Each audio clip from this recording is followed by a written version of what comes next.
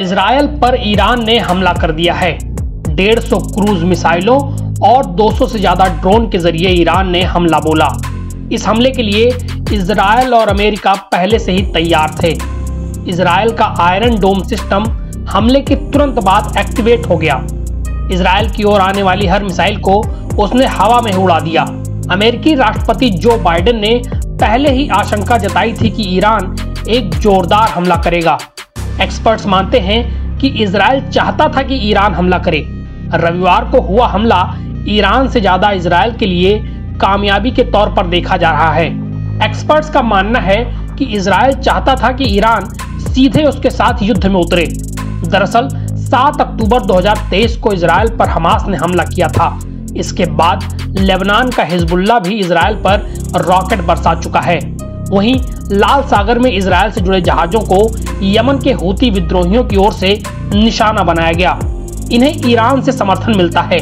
Middle east में Iran के कई और भी प्रॉक्सी हैं जो अमेरिका और इजरायल को निशाना बनाते हैं।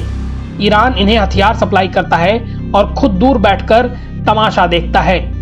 एक्सपर्ट्स कहते हैं कि इजरायल का इरादा यही रहा होगा कि ईरान को अपने कंफर्ट जोन से बाहर निकलने के लिए मजबूर किया जाए।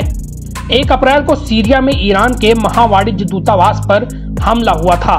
इस हमले में ईरान के इस्लामिक रिवॉल्यूशनरी गार्ड कॉर्प्स के कमांडर भी मारे गए। ईरान ने हमले का आरोप इजरायल पर लगाया। वहीं इजरायल इस हमले को मानने से इनकार करता रहा। सीरिया के हमले को ईरान ने अपनी संप्रभुता के उल्लंघन के तौर पर देखा है।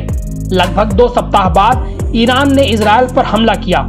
इस हमले से अब गेंद इजरायल के पाले में है। ये उस पर निर्भर करता है कि वो जवाब कैसे देगा। ईरान की ओर से किया गया यह हमला अब उसके लिए ही मुश्किल खड़ी कर सकता है। ऐसा इसलिए क्योंकि इजरायल के साथ अमेरिका और पश्चिमी देशों का समर्थन है। साथ ही इजरायल के पास एक मजबूत एयर डिफेंस सिस्टम है जिसने लगभग ईरानी हमले को नाकाम कर दिया।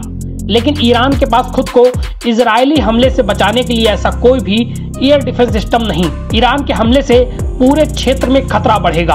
अमेरिका इस पर कैसे प्रतिक्रिया देगा, ये ईरानी हमले के पैमाने, इस्तेमाल किए गए हथियारों, हताहतों और क्षति पर निर्भर करेगा। अमेरिका जितना संभव हो सके वो लड़ाई को कम करना चाहेगा। NBT ऑनलाइन की रिपोर्ट।